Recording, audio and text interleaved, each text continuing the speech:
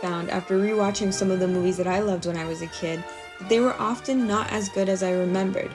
Now watching Jurassic Park 23 years after its initial release, I realize it is still an amazing movie that holds its own even now in 2021. When I try and think about what makes this movie so great, I could literally talk about anything in the film. But I think for me at least, the sound design is really what makes Jurassic Park so memorable.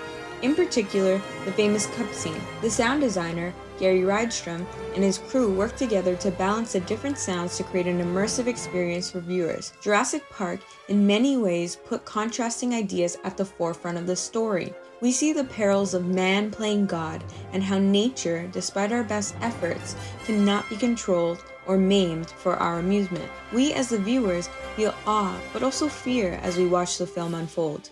The sound design helps emphasize these ideas. In the scene, all the shots in which the characters are inside the car, the rain is in the background, and the characters' voices are in the foreground. The characters feel protected and in control within their car. They are safe from the dangers of the outside world, in comparison to the shots of the outside of the car, where we hear the intensity of the storm and the quaking of the thunder. So we are very quickly reminded of the dangers of the natural world lurking right outside the car. The first time we hear the footsteps of the T-Rex, they are in the background and barely even noticed by other characters besides Tim. Once again, nature seems like a distant threat from the safety of the cushy car. Rather than have the T-Rex quickly approach the characters, Spielberg chose to build tension by diverting our attention to the micro details. We see the camera zoom in on 2 cups of water, and then as the footsteps begin to get louder, we see, but also hear the water shaking in the cups. By bringing the sound of the water shaking in the foreground, we truly begin to fear the impending wrath of the T-Rex.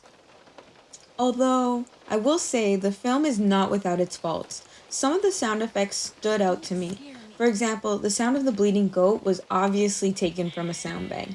I think if Jurassic Park was made today, they definitely would have taken the extra step to get a more natural sounding goat. But, I mean, it was the 90s. Everything was corny. A lot of the horror and suspense in the scene stems from the things we don't see. A shot of the goat is shown, but after, we hear the goat repeatedly bleat in the background. Because we aren't seeing the goat as it bleats, it is easy to forget about it. During my initial watch of the film, I hardly noticed when the goat suddenly stopped making noise. But by the time Lex asks, "Where's the goat?" our brain puts it all together, and we are fully aware that the characters are in danger. Another instance where we hear sound without seeing it is when we first hear the loud footsteps of the T-Rex.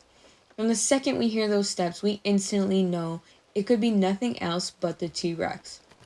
Yet, it is human nature to be afraid of the unknown. By not revealing the T-Rex right away and having the viewers hear the T-Rex before seeing it, this ultimately is what makes this scene so terrifying. There are no elements in the film where we see something without having audio accompany it, and this is done intentionally. Sound is an essential tool in creating the tension and horror in the film.